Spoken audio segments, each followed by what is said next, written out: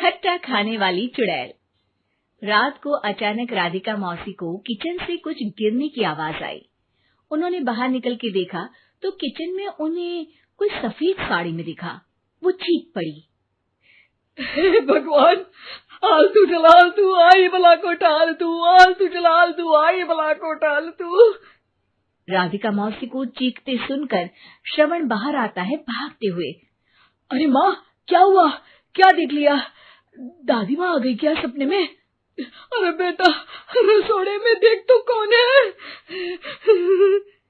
श्रवण रसोड़े में झांक कर देखता है और उसे कोई नहीं दिखता अंदर। अब रसोड़े में तो कोई नहीं है माँ। कोई सफेद साड़ी में नहीं है क्या? नहीं माँ, कोई भी नहीं है। चिल्लम चिल्ली की आवाज सुनकर काजल भी वहां आ जाती है। अब क्या हो गया माँ जी? अरे बेटा, रसोड़े में एक चुड़ैल थी सफेद साड़ी में। अरे क्या कर रही थी वो अंदर? अरे बताया नहीं, कल आएगी ना तो पूछ लूंगी। चुड़ैल जी, आपका क्या प्लान है? माँ जी, रात बहुत हो गई है, आपने कोई बुरा सपना देखा होगा, चलिए सो जाइए। राधिका मौसी सोने तो चली जाती है, पर उनको रात भर नींद ही नहीं आती। वो कुछ भी उलझुल बातें सोचने लगती है। कहीं चुड़ैल की वजह से तो घर में टेंशन नहीं हो रहा, कहीं उसी की वजह से तो वो दादी नहीं बन पा रही। सुबह जब राधिका मौसी रसोड़े में छानबीन करती है तो पाती है कि नींबू का अचार गायब है। चुड़ैल नींबू का अचार ले गई? मुझे तो ठीक नहीं लग रहा कुछ। चुड़ैल को भी पता है कि जिंदगी का असली मजा तो खट्टे में ही है। राधिका मौसी झट से श्रवण को फोन कर देती है। बेटा, मुझे समस्या समझ में आ गई है, हमें एक तांत्रिक की जरूरत है। अरे क्या बोल रही हो माँ, तांत्रिक की क्या जरूरत है? आप पूजा पाठ तो कर ही रही हो ना। आलतू जलालतू मंत्र सारे फालतू जैसे कुछ मंत्र पढ़ो, चली जाएगी अपने आप चुड़ैल। अरे नहीं बेटा, कभी चुड़ैल को कम नहीं समझते। अरे तुझे पता भी नहीं चलेगा कि कभी वो छल करके काजल की जगह घर की बहू खुद बन जाएगी। क्या माँ, कुछ भी बोल रही हो? कहाँ काजल और कहाँ चुड़ैल? वैसे एक बात बताओ, काजल को अगर गाने के लिए बोल देना तो चुड़ैल काजल की आवाज सुनकर घर तो क्या, धरती लोग छोड़कर चली जाएगी। तुम ना पढ़े लिखे बच्चे हर चीज को मजाक समझते हो। तुम रहने दो, मैं खुद ही तांत्रिक को बुला लेती हूँ। अच्छा सुन, शाम को इमली लेके आना। क्या है कि चटनी खाए बहुत दिन हो गए है ना? नहीं माँ, इमली तांत्रिक से ही मंगवा लो ना, आटा वगैरह भी उसी से पिसवा लेना। देखो मुझे काम करना है। श्रवण रात को कई तरह की सब्जियों के साथ माँ के कहने पे चटनी के लिए इमली भी ले आया था, लेकिन राधिका मौसी के दिमाग में अलग ही फिल्म चल रही थी। उन्हें अब सिर्फ शक ही नहीं यकीन होने लगा था कि शायद चुड़ैल ने श्रवण पर अपना जाल बिछा दिया था, जिस वजह से श्रवण उनकी बात ही नहीं मान रहा था। पर कोई नहीं, आने वाली रात में राधिका मौसी खुद तैयार हो गई चुड़ैल को पकड़ने के लिए। रुद्राक्ष की माला, तुलसी का पत्ता, हनुमान चालीसा सब हाथ के पास ही था, बस चुड़ैल का इंतजार था।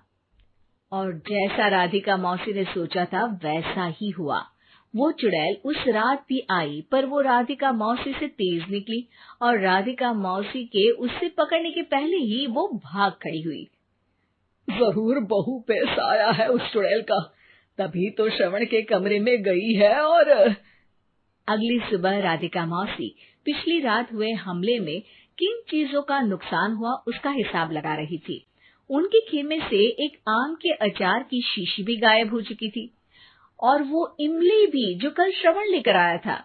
राधिका मौसी इस बारे में सोच ही रही थी कि श्रवण जल्दी से रसोड़े में आकर दवाइयों की पोटली ढूंढने लगता है।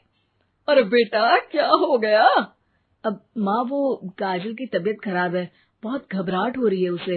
हे भगवान, मैंने पहले ही कहा था कि तांत्रिक को बुला लेते हैं, पर नहीं। अब देखो, उस चुड़ैल ने काजल को अपने वश में करना शुरू भी कर दिया है। हालांकि श्रवण भूतों में विश्वास नहीं करता था, पर अब वो भी डर जाता है। और राजी हो जाता है एक तांत्रिक को बुलाने के लिए।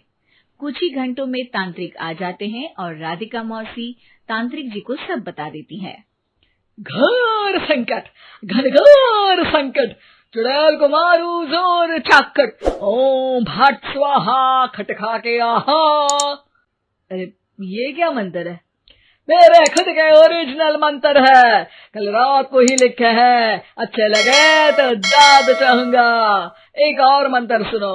अर्ज किया है आब्राकडाब्रा, दिल्ली बम्बई आगरा, चंदा मामा सोवरले सुरन मामू जारा। ये मंत्र है? अरे कोई 40 वालीसा पढ़ो ना। वक्त कम है, 40 नहीं पड़ेंगे, 20-25 में काम चलाना पड़ेगा। अलग निरंजन जाके लंदन, मुफ्त का मंजान घिस मेरे नंदन। अरे जल्दी करो तांत्रिक जी, जल्दी करो। तांत्रिक अपने उल झलूल मंत्र पढ़ने लगता है। श्रवण को तांत्रिक पे शक होता है। वो अपने एक डॉक्टर दोस्त को कॉल कर देता है ताकि कोई अनहोनी हो तो इमरजेंसी में चीजें मैनेज हो जाए। तांत्रिक धुनी रमाता है, जिसकी वजह से कमरे में काफी धुआं हो जाता है और जिसकी वजह से बहू की घबराहट बढ़ जाती है। अब भागेगी चुड़ैल। हाँ। बहू खांसते हुए धुएं से बचने के लिए बाहर चली जाती है। अरे भाग रही है, भाग रही है। पीछे पीछे श्रवण भी जाता है। बहू एक सोफे पर बैठ जाती है। तभी डॉक्टर दोस्त आ जाते हैं और श्रवण को पानी लाने के लिए कहते हैं। थोड़े चेकअप के बाद डॉक्टर कहते हैं, मेरे हिसाब से जाप का काम पूरा हो गया है। क्या मतलब? अरे कुछ भी नहीं माँ, कोई चुड़ैल नहीं है, खुशखबरी है, अब दादी बनने वाली है। मगर वो सब अचार के डब्बे। श्रवण दोनों अचार के डब्बे अपनी माँ को दिखाता है, जो कि उनके बिस्तर के नीचे छुपे हुए थे। आपने सही बोला था माँ, वो चुड़ैल काजल ही थी जो खट्टा खा रही थी। हमें कल ही पता चला, पर हमने आपको ये तांत्रिक वाला काम करने दिया ताकि आपको भरोसा हो जाए कि भूत वगैरह कुछ होता ही नहीं।